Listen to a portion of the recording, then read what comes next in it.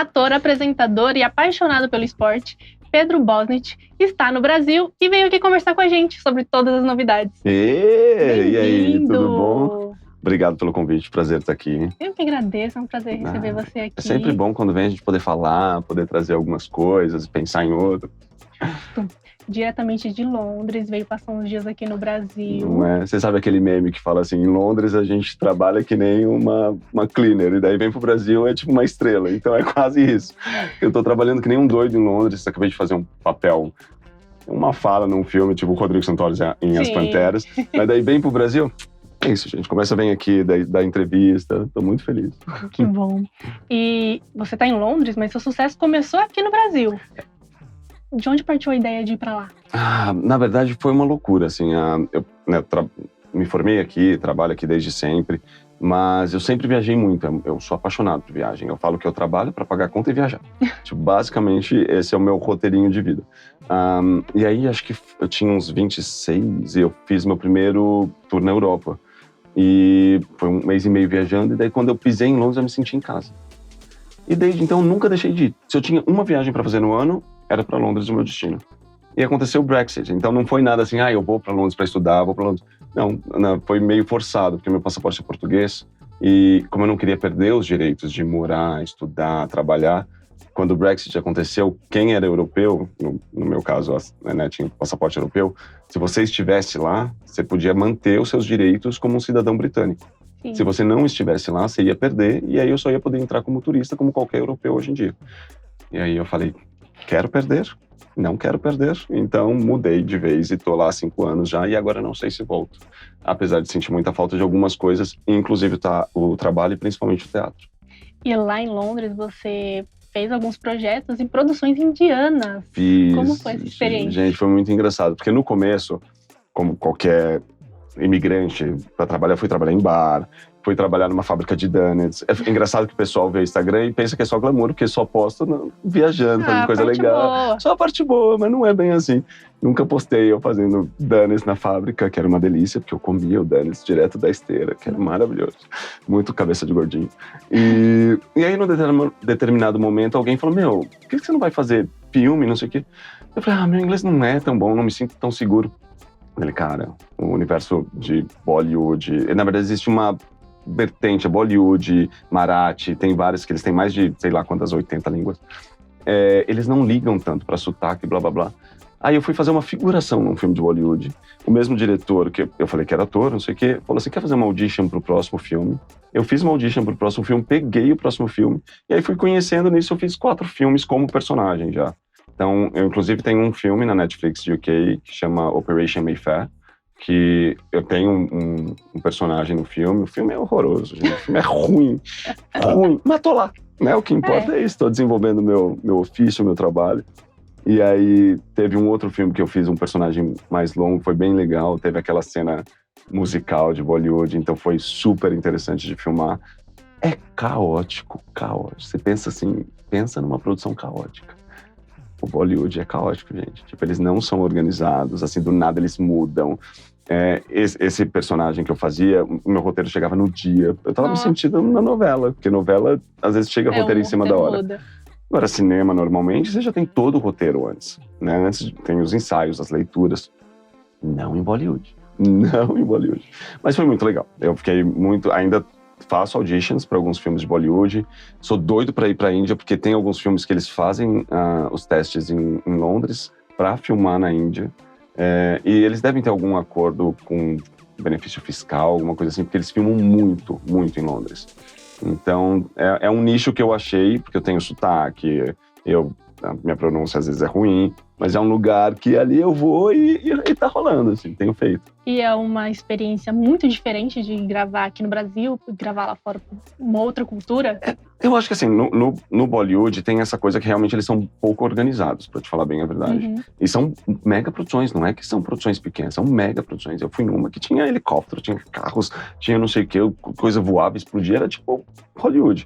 Mas a organização deles é meio caótica mesmo, assim. Então, você tem que se entender no caos e dentro daquela energia dar o seu melhor. Eu acho que a grande diferença é essa. Agora, filmar tirando a coisa da língua, é tudo a mesma coisa, né? Repetição, repetição, repetição. Então você tem que estar pronto, preparado ali, porque você vai e filma, você acha que vai filmar 5 cenas no dia, filma 30 mil vezes, é cansativo. Definitivamente, com essa experiência, eu já tinha feito cinema aqui no Brasil, tinha feito TV, mas definitivamente, filmando mais lá, eu acabei falando, teatro é o lugar do ator mesmo, que é o lugar que a gente pode realmente trocar, que a gente pode viver o personagem de começo, meio e fim, que a gente pode experimentar a história inteira, vivenciar a história inteira, só no teatro mesmo, porque que cansativo, que loucura. Mas eu quero continuar fazendo cinema, tá? Não tô... Você está diretor de casting, me chama. E uma das suas últimas produções aqui no Brasil foi Rainha da Pérsia, né? Uma produção da Record. O que é mais desafiador para você? Fazer uma história bíblica ou uma produção indiana? Não. As produções da Record têm sido incríveis, né? Eles têm feito... A organização foi maravilhosa. Eu gravei em Marrakech. Uhum. A Mônica me convidou porque eu estava em Londres, e daí era muito mais perto Londres-Marrakech do que Brasil-Marrakech. Então ela falou, Pedro, quer fazer? Você tem disponibilidade? Blá, blá. Daí me convidaram para fazer Rainha da Pérsia. Foi incrível, assim, super bem organizada a produção. Chegamos lá, eu já conhecia uma galera, o preparador de elenco estava lá também, amigos estavam fazendo a série, Dani Moreno, que inclusive está na próxima série da Record agora. Então foi uma delícia de fazer, totalmente diferente, assim, tipo, eu adoraria fazer de novo. Inclusive, tinha feito um teste para Paulo, que tá, não sei se já tá no ar, mas a Mônica me chamou para fazer, só que daí era um contrato mais longo e eu não podia ficar tanto tempo no Brasil, ainda não posso ficar tanto tempo no Brasil, então acabou não dando certo, mas doido para fazer de novo também. E essa era uma das perguntas que eu tinha para fazer para você, que era se você sentia desejo de voltar a fazer novelas aqui no Brasil, então... Tenho. Eu tenho feito testes, inclusive. Uhum. A vantagem hoje em dia... Existem várias vantagens e desvantagens de fazer self-tape, essa coisa de você se filmar em casa. Uma das vantagens é, eu posso fazer self-tape de qualquer lugar. Então, eu continuo fazendo auditions, testes pro Brasil, de lá de Londres. Eu fiz teste para uma série da Netflix do Brasil, teste para comercial. A novela não tenho feito tanto teste, mas fiz esse para Paulo, que a Mônica me chamou, e tô super aberto a voltar pro Brasil a trabalho. Eu quero muito achar esse buraco de quero morar lá e ficar vindo a trabalhar. Tipo, algumas pessoas que fazem isso. Acho que a Luana Piovani faz isso bem. Ela mora em Portugal e vem para cá a trabalho, e trabalha em Portugal e trabalha aqui. Eu tenho um agente em Portugal também, inclusive trabalha com ela lá em Portugal também. Então, quero ficar fazendo esse circuito. Trabalho na Europa, trabalho em Brasil, trabalho em Portugal. Quer dizer, Brasil, Europa, Portugal, Europa. E além dessa função de ator, essa atividade, você também é produtor e estuda cinema. Exatamente. Conta mais pra gente sobre essa nova aventura. Eu fui produtor de eventos antes de me formar em artes cênicas. Uhum. Aí, quando eu formei em artes cênicas, a primeira peça que eu fiz, que foi Morte e Vida Severina, do João Cabral de Melo Neto, foi uma produção em grupo, do grupo que se formou junto. E desde então, eu nunca mais parei de me produzir. Porque foi um lugar que eu achei de não precisar ficar esperando as pessoas me convidarem para trabalhar. Então, eu achava um texto ou tinha alguma ideia, eu falava, quero produzir isso aqui porque eu quero viver isso. Eu lembro até hoje, quando eu assisti uma peça em Londres, que era, em inglês foi In a Forest Dark and Deep, eu acho, que era numa floresta profunda e escura, alguma coisa assim. E eu fiquei apaixonado com Matthew Fox e a Olivia, blá, blá, blá, não sei o nome dela. E era um texto do Neil LaBute incrível. Eu falei assim, quero muito fazer. Fiquei 5 anos para comprar o texto. Aí o Flávio Hermílio de Moraes traduziu e adaptou. Eu chamei o Otávio Martins para dirigir. E aí a primeira coisa que o Otávio me perguntou é, por quê? Por que você quer fazer esse texto? Porque não tem nada a ver com você. Você é mais solar. Porque eu sempre, quando eu fiz teste aqui no Brasil, eles me chamavam para fazer essa coisa mais solar, a pessoa boa. Eu sou uma pessoa ruim, gente. Não sou uma pessoa ruim, mas eu tenho um lado ruim. Todo mundo tem. E aí eu falei pro Otávio, eu quero botar esse cara ruim para fora. Porque todo mundo tem o yin yang. E aí eu só tava vendendo o solar, e eu queria mostrar que tinha o outro lado também. Ele falou, beleza, vamos fazer acontecer. O Otávio arrancou de dentro, assim, fez eu chorar, inclusive, para alcançar esse lugar. E foi uma peça incrível de fazer, eu fiquei apaixonado. E eu acho que é por isso que eu me produzo, porque eu quero lugares de desafio que, de repente, um produtor de elenco me vende no lugar mais fácil de fazer. Que tudo bem, às vezes o produtor de elenco coloca a gente numa caixinha, que é a caixinha que eles enxergam mais fácil, que a gente vai mais fácil. Então eu tenho naturalmente esse lugar da comédia romântica que eu gosto, adoro fazer. Então é mais fácil de ir, mas eu gosto de um desafio, sabe? Pode ser que às vezes a gente quebra a perna no desafio e não faça tão bem quanto eu faria uma comédia romântica, mas eu quero aprender caindo, não necessariamente toda vez. E nesse período que você tá aqui no Brasil, né, você veio passar alguns dias, você acompanha algumas peças. Tô assistindo um monte. Das que você viu em cartaz. Doido, tô assistindo quase todo dia. Qual você mais gostou? Assim? Olha, não sei se tem qual eu mais gostei, porque eu fui assistir esse final de semana a Autoestima do Homem Hétero com a Amanda Miraci, maravilhosa, é um monólogo dela ali no Teatro UOL, é muito bom, dá umas cutucadas, assim, sabe, com uma crítica, então tem que assistir. A Menopausa com o Jarbas e a Cláudia Raia, tá lindo, lindo. Mães também tá lindo, que também é a direção do Jarbas. Fui assistir Mulheres em Chamas, também tá incrível. Fui assistir, que mais? Esse final de semana eu fui assistir Drácula, que foi uma peça que eu assisti em Londres. Eu mandei pro Marco Griese, que é o produtor, falei, tem que comprar essa peça, vamos fazer. Ele falou assim, mentira, eu tô estreando em 3 semanas. Então tá um elenco maravilhoso, super divertido, assisti ontem. Hoje eu assisto Aqui é Jazz, com a Camila Camargo. Amanhã eu vou assistir Manhê, com a Vanessa Morgado. A agenda lotadíssima. Lotadíssima. E tem um monte de coisa pra ver. Tá rolando muita peça em São Paulo, né? E aí eu quero assistir Todos os Amigos, quero ver as coisas todas, então tô bem animado de ver tudo. Então não tem a que eu mais gostei, mas tem muita peça boa acontecendo. Mas deu aquela vontadezinha de voltar pros palcos? Sempre dá. Tipo, eu tenho um monólogo que o Sérgio Robre escreveu pra mim, que o ano que vem eu faço 20 anos de carreira. E aí o Sérgio escreveu esse monólogo, que a ideia é estrear ano que vem.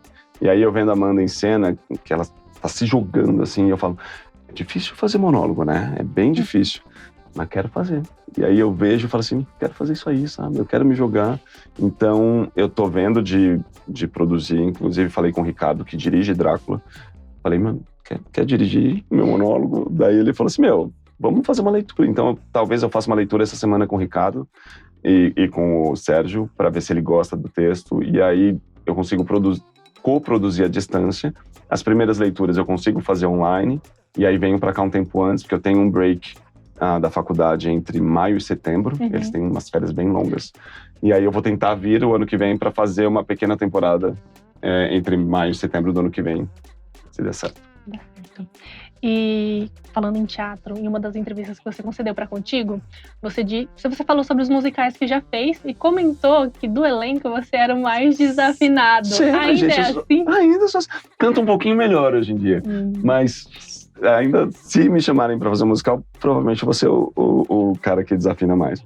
Eu falo que eu posso dizer que eu sou um bom ator. Não sou um gêniozinho, eu tenho uns amigos que são gêniozinhos, mas eu sou um bom ator que consegue dançar e male canta. Mas assim, canto, sabe? Se me botar lá num estúdio e me colocar como que é o nome? Autotune, eu vou cantar tipo Britney Spears. Mas, não, mentira, ela até canta melhor. Mas eu consigo cantar, assim, não sou um cantor, mas sou um ator que dança e consegue cantar. E fora do meio artístico, nas redes sociais, você mostra a sua rotina e sua paixão pelo esporte. De onde surgiu tudo isso?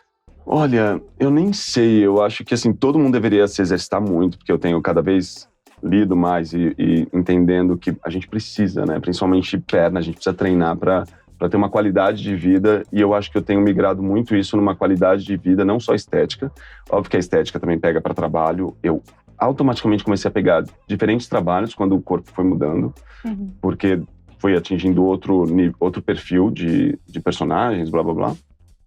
Então, isso me incentivou mais. Daí entra, óbvio, autoestima, tudo muda, né? E aí isso vai fazendo com que você queira mais e mais. Gera endorfina. Eu lembro que a primeira vez que eu me joguei muito no esporte, eu entrei em depressão em 2000, acho que 2 ou 3 anos atrás, eu tive um momento bem ruim, assim, tava morando fora, me senti muito sozinho. Aí vim pro Brasil, me senti mais sozinho ainda, voltei pra lá, continuei me sentindo sozinho. E aí eu tive uma crise de identidade, tava beirando os 40. Uns 40, tava pra fazer 40. E aí, nessa crise dos 40, eu não sei o que aconteceu, eu tava morando fora do país, não fazendo exatamente o trabalho que eu amava, ia virar 40. Menina, eu fui pra um buraco. E aí, o que eu fiz? Eu me joguei no esporte, eu corria basicamente todo dia. Tava -2, eu colocava 5 blusas, 3 calças e ia correr. E aí eu corri, eu sequei, assim, sequei.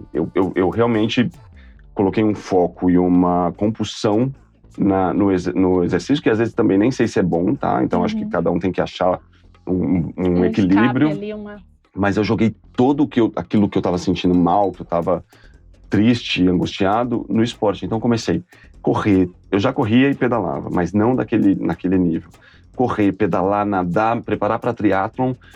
E aí fiquei maluco dos exercícios e fiz o triatlon, fiquei apaixonado cada vez mais por esportes e não parei, melhorei, graças a Deus, estou ótimo. Estou, né, porque eu acho que felicidade e estar bem é um momento de estado, a gente tem que ficar sempre alerta, aproveitando que é setembro e essa coisa do setembro amarelo. E não adianta só você falar, tá? Porque tem um monte de gente na rede social que fala, olha, pode me ligar. Mentira. Liguei pra tanta gente, falou, tô ocupado. Então, assim, é muito louco isso, porque todo mundo fala, conta comigo. Quando você tá ruim... Mas não tá presente, Ninguém tá. Então tá... E tudo bem, tá? Tá todo mundo ocupado com as suas próprias vidas, mas também não me posta uma fita amarela falando conta comigo, se quando for contar, não tá lá. Tá, gente? Assim, tô cutucando, entendeu? Porque é real, porque depressão é uma coisa muito séria, né? Não sei se a gente era pra falar isso, mas enfim... É um buraco muito maluco que quando você não tá lá, você não tem a mínima ideia como é. E quando você tá, não necessariamente você quer pedir ajuda. Eu zero queria pedir ajuda no momento. E muito pelo contrário, as pessoas... E é um perigo a rede social hoje em dia, porque nesse momento que eu tava no buraco, eu não postava que tava no buraco, né? Eu postava uns TBT maravilhoso, postava umas fotos correndo lindo, entendeu? Instagram, assim, né? O filtro do Instagram ali. A vida era linda no Instagram, como é ainda, e nem sempre... tá daquele jeito, mas o que a gente vende no Instagram é a vida linda. Eu não tava nem a fim de querer falar para as pessoas que eu passei quase atirando terapeuta o tempo todo, sem ninguém saber que eu tava malzão.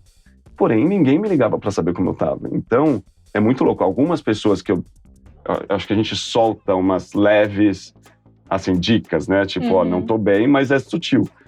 E para as pessoas que eu falei mesmo, as pessoas estavam muito busy com as vidas delas. E tudo bem, tá? Cada um tem sua vida. Mas é uma coisa bem complicada, assim. Então, gente, vamos ficar atento com o coleguinha do lado. Não custa nada dar uma perguntada de vez em quando. Fora do Instagram, como você tá. É isso. E apesar de você não ter falado para as pessoas e o esporte ter te ajudado, você compartilhando nas suas redes o que você pratica também ajuda algumas pessoas. É uma boa influência. Isso é muito louco também, porque eu não tinha ideia disso. E aí depois algumas pessoas me falaram assim, que eu parei depois de postar um pouco, daí eu fiquei um tempo fora da rede social. Elas falaram assim, volta, porque me incentivava muito a ir pra academia. Tipo, ver você treinando todo dia, ver você acordando cedo e malhar, não sei o quê. E eu realmente não tinha ideia que algumas pessoas se incentivavam com isso pra treinar. O Dr. Guilherme, que me ajudou muito, Guilherme Corradi, que me ajudou nesse processo todo, me acompanhava, né, perguntava, blá, blá, blá. E aí eu falei, tem acontecido isso, pessoal me mandando mensagem, tipo, que legal. E eu falei, olha, dieta e treino, você tem que consultar alguém. Não, que bom que você está sendo influenciado por mim, mas não faça o meu treino, não faça a minha dieta. Consulta uma pessoa que possa te passar o que é bom para você. É só um incentivo para começar. É só um incentivo, levanta aí do sofá e vamos malhar esses glúteos aí. Isso.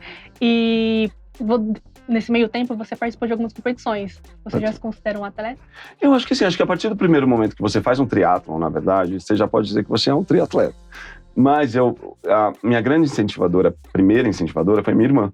A minha irmã, eu tenho várias irmãs, mas a minha irmã Lara, ela me chamou para uma prova de 10K, logo de cara, assim. E aí eu fui. Não tinha ideia a distância que era 10 quilômetros. E a gente fez essa corrida juntos quando eu era bem jovem. E nunca mais parei de correr. Eu peguei uma paixão por corrida. Então eu acho que eu posso me considerar um atleta. E aí o meu sobrinho de 7 anos, na época, eu levei ele para fazer uma corrida infantil. E a gente corre juntos até hoje. Ele tem 21, eu acho, o Lucas. E a gente, inclusive, fez nesse final de semana uma corrida juntos. Então, toda vez que eu venho pro Brasil, a gente faz pelo menos uma corrida juntos. Virou a nossa coisa juntos. Tanto que a gente tem uma tatuagem, que é um cara correndo na minha coxa, com um traço de corrida, ligando na coxa dele, um cara correndo na coxa dele e continua correndo. Que foi muito legal, assim. Então, virou uma coisa de família. Minha família, quase toda, a minha irmã Asha corre, a minha irmã Lara corre, os meus sobrinhos correm, eles também são muito do esporte. O Lucas e o Matheus, a gente faz esporte juntos, a gente joga tênis, a gente corre, a gente pedala. Mentira, pedalar a gente não pedala. Mas a gente faz as outras coisas, eles são muito do esporte, eles lutam, eles jogam esporte. O meu sobrinho Cadu também joga, então é uma família que se incentiva a fazer esporte, sabe? Então, é muito legal como a gente vê isso pulando de geração em geração, né? Porque eles veem isso na gente, replicam, e aí a gente continua fazendo junto. E é muito gostoso isso. O incentivo tá nas redes sociais, mas também tá em casa. Muito. Eu acho que, para mim, veio de casa. Eu acho que tudo é cópia mesmo. A gente brinca que a criança copia, e a gente tem que ficar atento por causa disso. É muito real, porque o meu começar na corrida foi por causa da minha irmã mais velha. Os meus sobrinhos foram por minha causa, porque eu convidei a primeira corrida que ele fez. Foi uma corrida infantil que tinham me convidado. E eu levei ele e ele já jogava futebol. Minha irmã sempre incentivou eles a fazerem esportes. E aí a gente nunca mais parou. E eu acho que a gente tem que ficar atento porque o exemplo vem de casa mesmo. Hoje em dia vem muito da rede social, mas se tiver uma boa base em casa, a gente consegue buscar o equilíbrio. Porque hoje em dia é muito difícil com essa informação toda que chega da rede social, você conseguir manter ali a base de casa. Então você tem que jogar mais forte aqui em casa para poder quebrar a rede social que está complicando. Sim, e pensando numa possível união entre o esporte e a carreira artística, um papel de um atleta seria incrível. Eu tenho uma peça, inclusive, que chama Maratona de Nova York, que eu queria muito fazer. Eu tentei comprar a peça, não consegui, porque os direitos já estavam com outra pessoa. Tem um ator brasileiro que fez essa peça já, eu já assisti aqui, mas faz muito tempo, então a gente pode fazer de novo, que sempre é uma outra coisa. Sim. E eu ia amar. Tem coisas que eu adoraria fazer, são chefe de cozinha, que eu adoro cozinhar, uma pessoa que faz muito esporte e algumas outras coisas que eu adoraria viver, assim, que eu trago da minha vida e levo para arte. Mas definitivamente um cara do esporte é uma coisa que eu quero fazer. Inclusive eu tenho um projeto de um programa de web ou alguma coisa assim, que é esse cara do esporte e tô tentando fazer acontecer. E já falando sobre projetos, para encerrar, quais são os planos? Mas já encerrar? Passa muito rápido, é só falar muito. A conversa boa, né? Quais são seus planos para o futuro? Olha, desde a pandemia eu mudei a palavra planos para ideias. Porque o plano a gente gera uma expectativa e a expectativa gera frustração. Eu tinha um monte de planos antes da pandemia que daí eu tava tudo bonitinho, assim, eu tinha na agenda já. Daqui eu vou pra cá, daqui eu vou pra cá, lá. Aí a pandemia, a vida veio, deu um tapa na nossa cara e falou assim: não, você não manda na sua vida, não. E aí caiu tudo por água abaixo e desde então, para não criar frustrações, eu tenho ideias. Então, hoje, porque ideia a gente pode mudar o tempo todo e tá tudo bem. Tá tudo bem. Hoje eu tenho que terminar a faculdade. Tenho não, porque também essa coisa depois dos 40, você não tem mais que nada, você faz o que você quiser. Eu quero terminar a faculdade, que acaba em 2027, e aí eu planejo ver se eu volto pro Brasil para aplicar as coisas que eu tô aprendendo na faculdade, ou se eu experimento aplicar lá um pouquinho e depois volto. Tenho esse monólogo que o Sérgio Robles escreveu, que a previsão é fazer o ano que vem aqui. Tem um projeto de um filme com a Cris Werson, que está roteirizado, pronto, com direção do Flávio Hermílio de Moraes. A previsão é rodar ano que vem. Modorama, que é um projeto que eu apresentei para o Entertainment Television. Não sei nem se eu poderia falar, mas a primeira temporada vai reprisar num outro canal. E aí existe a possibilidade quase certa que a gente vai começar a rodar a segunda temporada depois de 10 anos. Mas, nossa, eu sou outra pessoa e a vida é outra, mas tô doido pra fazer a segunda temporada de Modorama também. Muita coisa boa, né? Muita ideia de coisas que podem acontecer ou não. Então, assim, eu tô aberto. A vida do artista é meio maluca, né? Por isso que é bom que são ideias, porque a gente quer fazer um monte de coisa, mas de repente vem outra coisa pra fazer e aí essas coisas demoram um pouquinho mais pra sair. Ou, de repente, sua vida vira 360 não, porque volta ao mesmo lugar. Vira 190, né? É isso. Vira do avesso e a gente acaba fazendo outras coisas. Mas tem muita coisa que eu quero fazer. Quero viajar muito ainda, quero melhorar o espanhol, queria aprender a falar francês, enfim. Vida maluca. Muitos projetos. Muita coisa. Muito obrigada. Obrigado Foi você. incrível a nossa conversa. Eu espero que você volte com mais novidades. Por favor, eu espero. E eu quero acompanhar todos esses projetos. Por favor. Eu vou, quem sabe, mando coisas de lá pra cá pra você, se quiser. Obrigado, Muito obrigada, Prazer. viu? Obrigado você. Prazer foi meu.